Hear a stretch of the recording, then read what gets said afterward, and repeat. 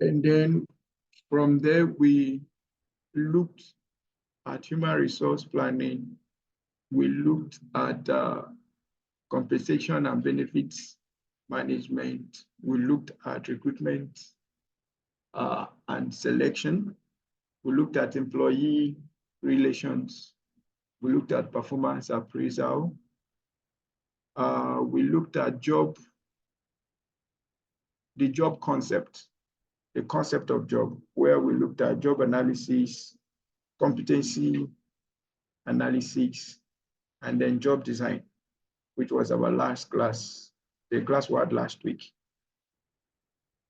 So today we'll be looking at the emerging trends in human resources management, and after which we're calling it a time. So one more time, we are welcome. Now, to begin this class as a round-off section, we would like to begin this section by looking at some case studies, practical HR issues, and how organizations have been able to manage them. Now, I would like to begin with the first one, which actually was not covered in this slide or covered in this lecture, but it is one that is becoming very prominent, and that is the case study that we have with the federal government of Nigeria, where it is now mandated that every person in admin, every person in HR or HR-related functions must professionalize as a HR professional. And this came as a result of the implementation of the Federal Civil Service Strategy and Implementation Plan 2025, where one of the key pillars is performance management. And performance management cannot just work without an effective human resource plan and strategy in place. Okay, so that is a case study. Now, what was the challenge that led them to bringing up this agenda? The challenge number one was that performance in the civil service seems to be ridiculous. Sometimes it's not measurable. And then in the civil service, we see high rate of redundancy. Attrition is very low, but redundancy is very high.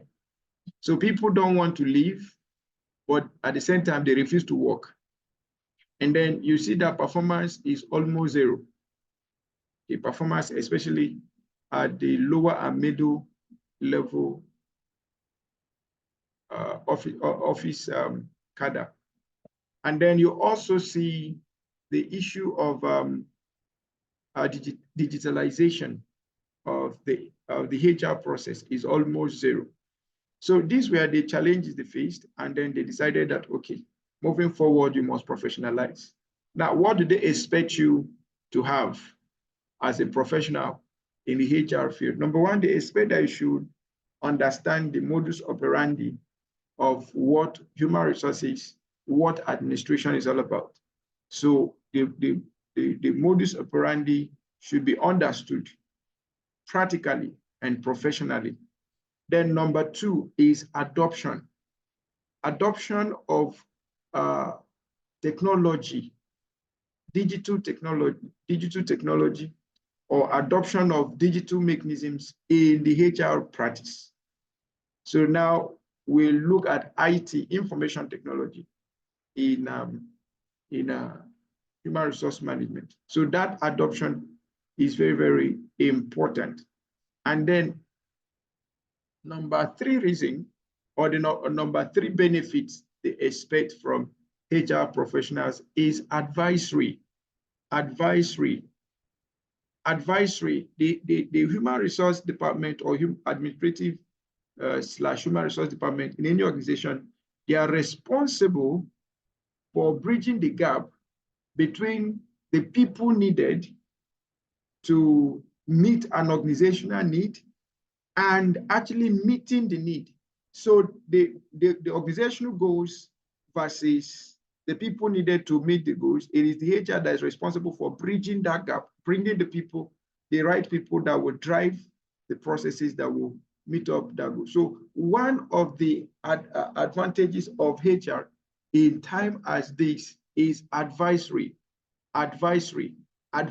on how to move or how to get the right people, how to train them, how to move them up. It is quite amazing. Let me use the word amazing. Irrespective of the fact that government is driving this way, but we still find out that most training in some government agencies, training and development is a different department from human resources. So the provision for training and development in most organizations is minimal. So they would rather prefer to use that money to meet up with whatsoever they consider. If you send that money to a department or to a ministry or to an agency, they will want to consider using that money reserved for training for something they think is better of advantage than training, because the priority is not that high. So these are some of the things that with the professionalization of the HR in Nigeria, this is what is expected to come in or come out as outcomes. Okay, and we trust that with the way things are going, it will definitely pay very well on that. Then we have the case study of Unilever. Unilever is a popular brand in Nigeria. Unilever is a popular brand in Africa. And I believe that Unilever should be a popular brand across the globe. So when we mention Unilever, everybody gets to know about it. So we're going to look at the case study of Unilever embracing hybrid work and employee well-being. Before the advent of COVID, we didn't really pay attention to hybrid work systems. Not that they were not there.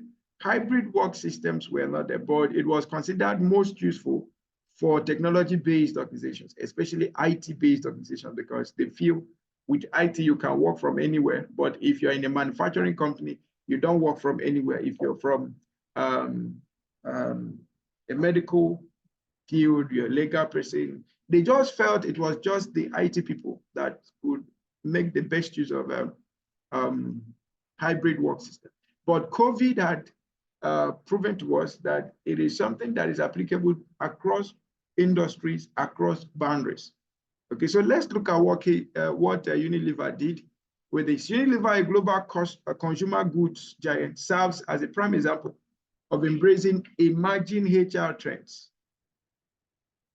Hybrid work model. What was the challenge?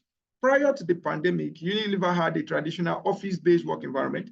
The pandemic necessitated a shift to remote work, posing challenges in maintaining productivity and collaboration. What was the solution?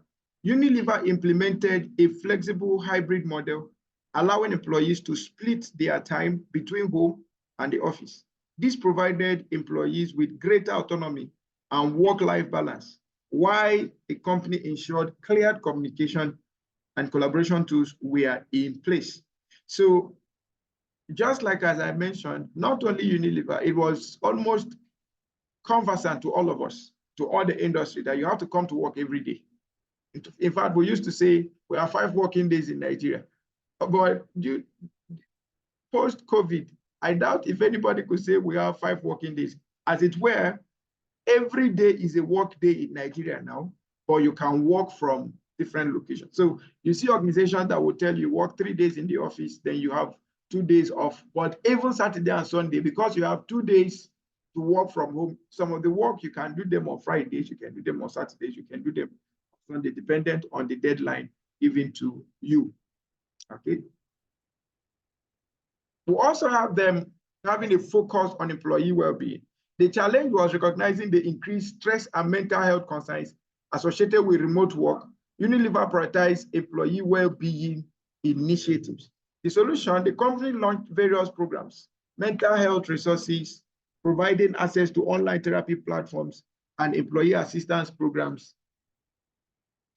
They have flexible work arrangement, offering options for compressed work weeks or adjusted schedules to reduce burnout, like the one I just mentioned now. Instead of coming to work 5 days, you are given the option to come either 2 days, and the remaining 3 days you can spend them working from home, or you work 3 days, just adjusted. In fact, there is this particular organization. I would have also loved to use them as case study, but that might be too much. This company they call AG Leventis. I know some of us know about the AG Leventis. Okay. One of their senior managers happened to be very close to me, very close to him, or vis-a-vis, we are close to each other. Now, he told me that in AG Leventis, prior to the COVID, it's expected that everybody is expected to come to work on or before 8 a.m. And you're expected to leave work from 4 p.m. you can leave. He said, but post-COVID now, people can come to work 10 a.m., 12 noon, and then by 2 p.m., you can go. Now, the work is now performance-driven, not seeing people driven. Okay, because there are organizations that believe that if we can see you, that means you're performing. So the work more is performance-driven. So you can actually do your work, get the result expected without showing your face in the office, and you still get paid. So you can come to work by 10 a.m. and you leave by 2 p.m. Okay, so this is like, and this person works in Lagos. So this is like managing the mental stress that people have to pass through, coming to work early in the morning. In Lagos, for you to beat traffic and be in work by 8 a.m., that means you're leaving your house around 4, 5 a.m. in the morning. And then for you to beat the traffic in the evening, that means you have to leave your office between 1 and 2 p.m. in the afternoon. And that's what they've done. So as a staff, you don't need to bother waking up too early. So if you can beat the traffic, come to work by 10, we're okay with that. And then we don't want you to go stressing yourself. So you can leave by 1, you can leave by 2, okay? But just make sure that the work assigned to you, you get it done. This is a wonderful HR reform. It has not been like this in time past.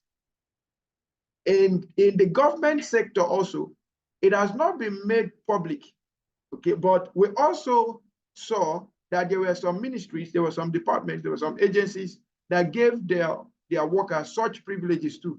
So it's not mandatory that you must come to work every day now, but the day you have to come to work, come as early as you can and then leave as early as you can also, just to make sure that you are well managed. So these are some of employee well-being initiatives that organizations are beginning to adopt. Okay. Then we also have the social connection initiative. This is another powerful, very, very powerful tool that organizations are using, the social connection initiatives.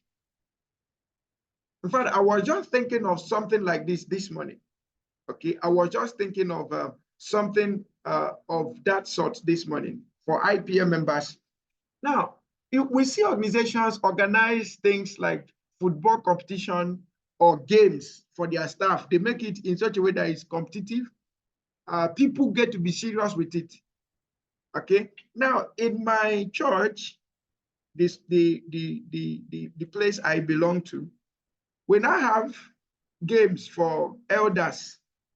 Elders go for games. Youths go for games. Pastors go for games.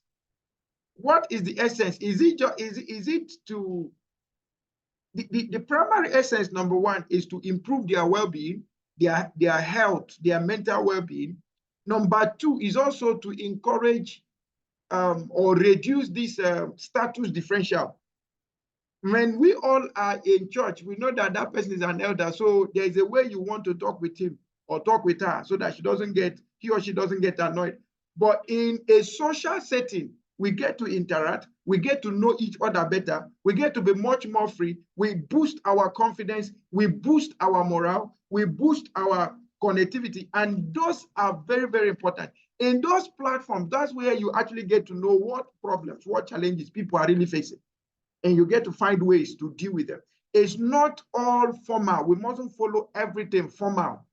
We mustn't follow everything formal. So there must be social provisions. And in IPM, we're also beginning to think in such ways. At least when we have our Congress, it shouldn't all be talk, and talk. We should also make provision for health exercises, social events, where people can, where networking will be made easier. Okay, networking will be made far easier. Networking will be made far easier. Okay, so this is very important. So this social event can be organized virtually. It can also be organized physically. Okay, just to increase bonding, increase wellness, increase connectivity, and ability for others to be free with others. So those are wonderful initiatives. And these, like I said, they are all emerging trends. They weren't there before, okay? Or even if they've been there, their operations have been very skeletal. But now we want to give them weight, we want to give them feathers so that they can begin to bring in results. On the outcomes of this Unilever case study, there happens to be increased employee satisfaction. The Unilever's hybrid model and well-being initiative led to higher employee satisfaction and reduced turnover. So attrition became low. Improved productivity. The company saw a boost in productivity as employees felt more empowered and engaged in the flexible work environment. Then we have enhanced employee brand. Unilever's commitment to employee well-being attracted and retained top talent in a competitive market. Now, looking at the emerging trends in HRM, the world of HRM is undergoing exciting transformation. Emerging trends in human resource management are shaping the future of work and how organizations manage their workforce. Now, let's quickly look at the key emerging trends. So I may not read out everything. I'm just going to mention them, and then we'll move on. Number one is prioritizing employee experience over work. Okay.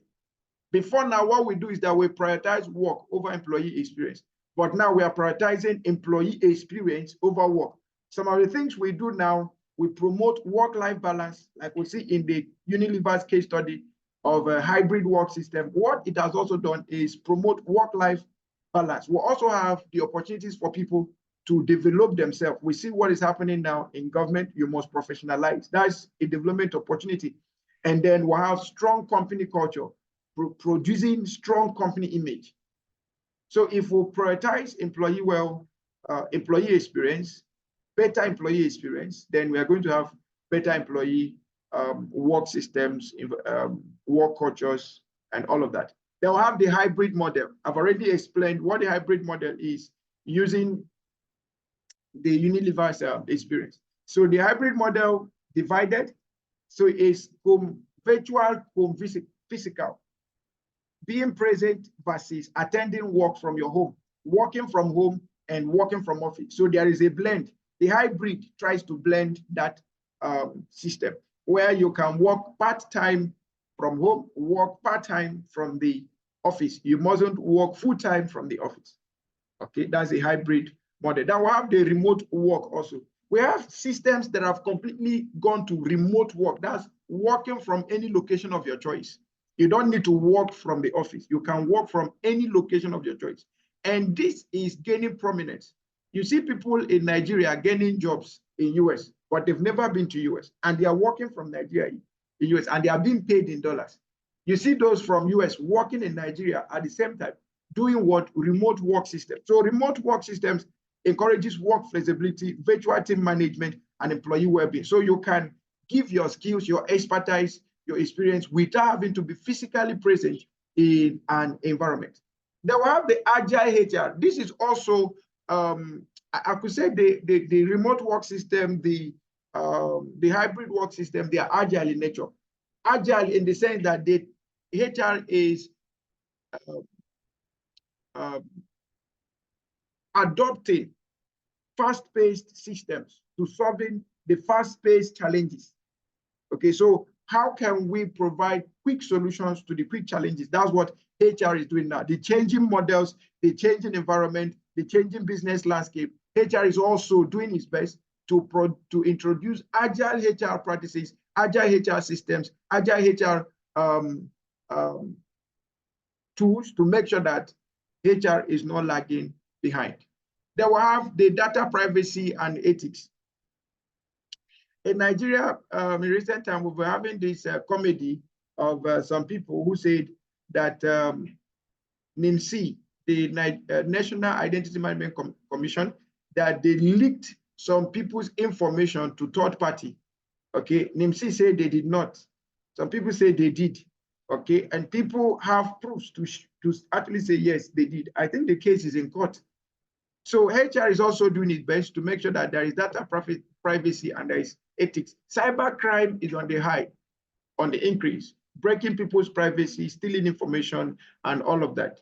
So we are also in HR doing our best to make sure that data privacy is well managed. Then we have sustainable HRM. So today we talk about sustainable HRM. Sustainable HRM, including things like environmental sustainability, ethical business practices, social, corporate social responsibility, and all of that, integrating the society in what we are doing.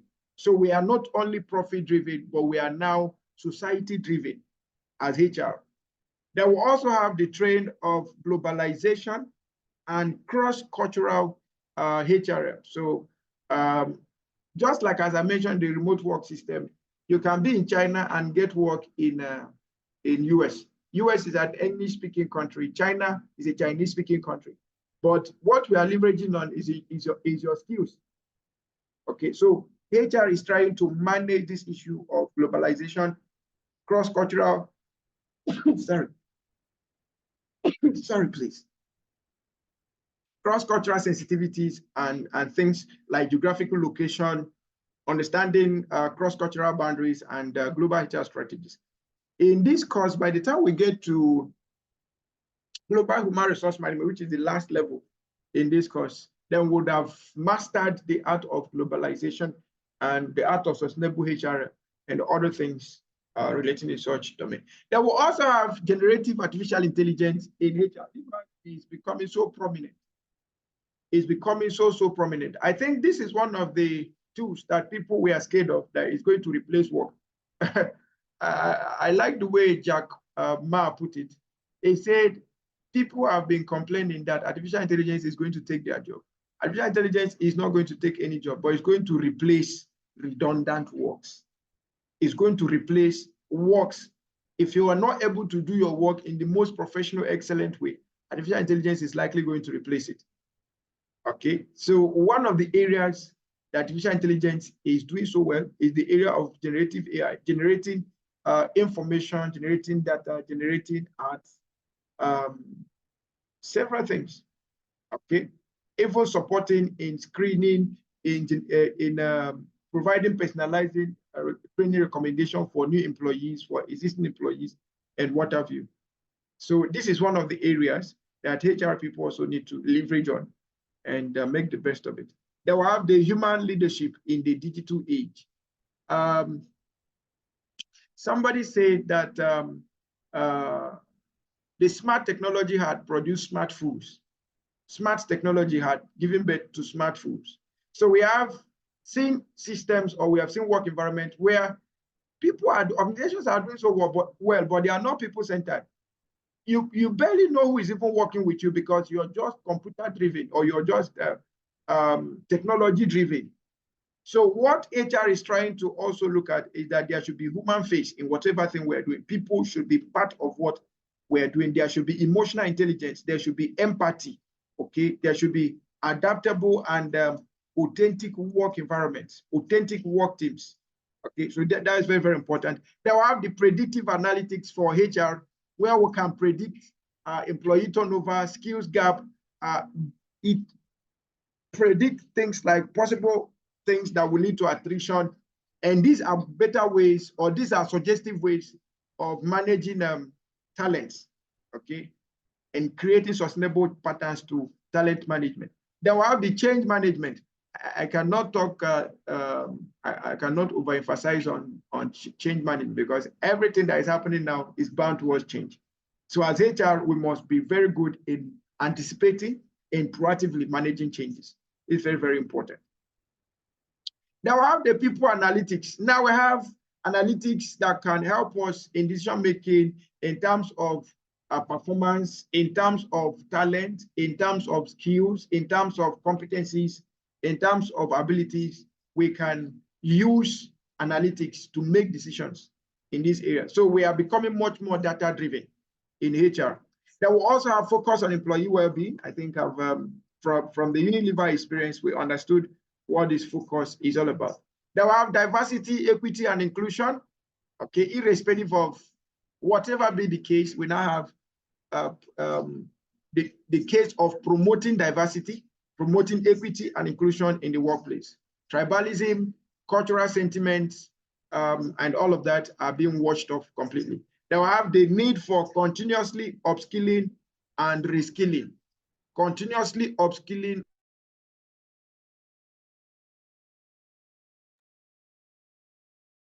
Okay, so continuous learning, continuous improvement in this case of digital age is paramount. So you cannot say I've done my BSc, I've done my MSc, I've done my PhD, and that's all. We're possibly going to lose out in this era. Now, as we begin to round up, we also have cases of mobile assets. We have more mobile technologies coming into place in the HR environment.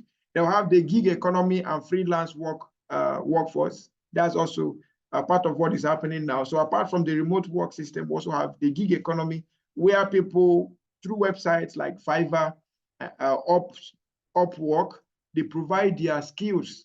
Okay, even corporate organizations leverage on them.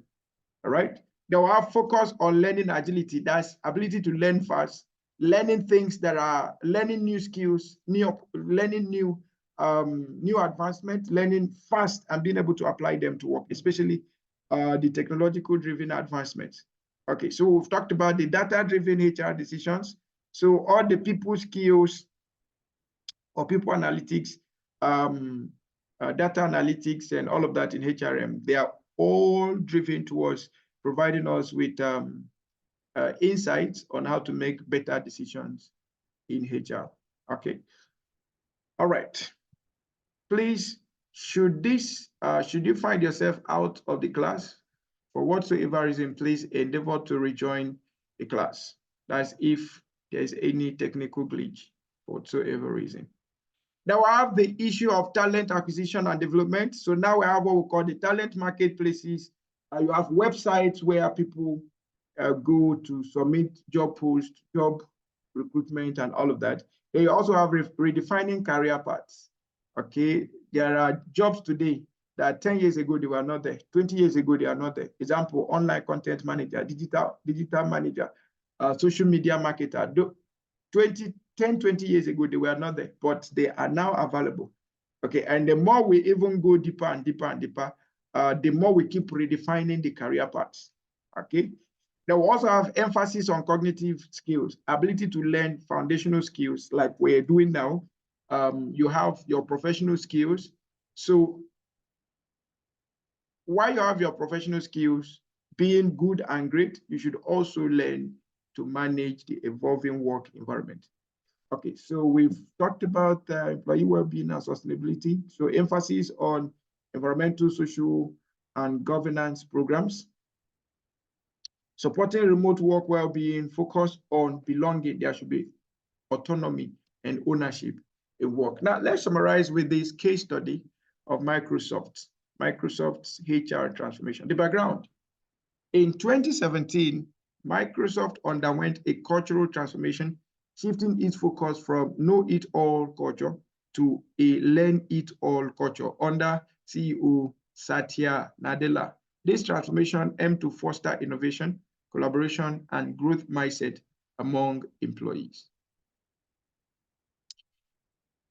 Now, the key trends that were highlighted in the Microsoft transformation, there was digital HR. Microsoft invested in digital HR such as Microsoft Dynamics 365 HR to streamline HR processes, enhance employee self-service, and enable data-driven decision-making.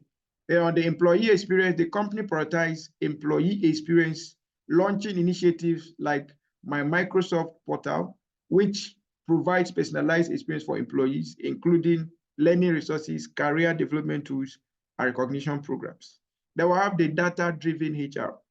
Microsoft used HR analytics to gain insights into employee engagement, performance, and retention, enabling HR to make informed decisions and drive strategic initiatives. They will have diversity, equity, and inclusion. Microsoft implemented DEI initiatives such as inclusive hiring program, which aims to increase diversity in hiring by providing resources and training for recruiters. They also have the Agile HR. Microsoft adopted agile methodologies in HR, enabling the HR team to respond quickly to changing business models or business needs, collaborate effectively with other departments, and deliver value to employees. Now, the outcome was there was improved employee engagement, there was increased diversity, there was enhanced agility. Now, the key takeaways from the Microsoft case study is that Microsoft's HR transformation highlights the importance of embracing emerging trends in human resource management to drive organizational success by investing in digital HR, prioritizing employee experience, leveraging HR analytics, promoting diversity and inclusion, and adopting agile methodologies. Organizations can create a more innovative, collaborative, and resilient workforce. Now, in conclusion, it is important to note that these trends are interconnected and constantly evolving. HR professionals must remain adaptable and embrace continuous learning to navigate the dynamic landscape of human resource management. By staying updated on these trends, HR professionals can create a more engaging, adaptable, and successful workforce for the future. Thank you so much for paying attention to this class. I would like to know if there are questions, comments, contributions. Let's have them now as we round off this section. Any question, any comment, any contribution, please go ahead.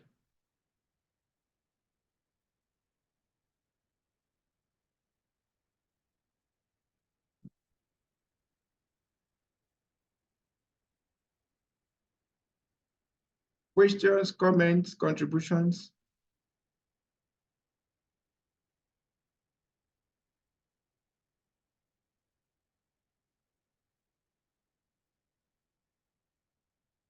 Okay. All right. So if there are no questions for now,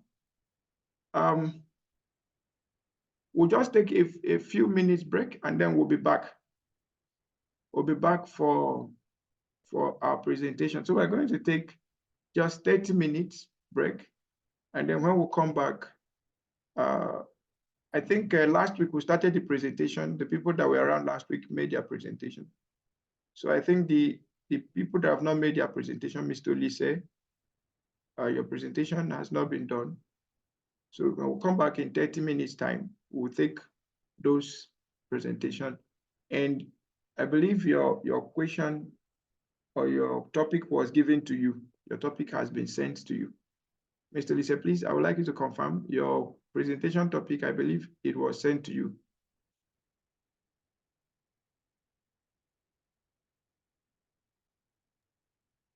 Yeah, it was sent to me. Okay, so we'll be back in 30 minutes and then we'll take that presentation. So it's important for us to also recognize that presentation is an important aspect of this whole training process. And without presentation, even if you scored 100 over 100 in exam, there will be no certificate until we have received the presentation. So thank you so much and see you in 30 minutes. 30 minutes, that will be 12:10. So by 12:10, we'll be back to conclude the class. Thank you so much and see you.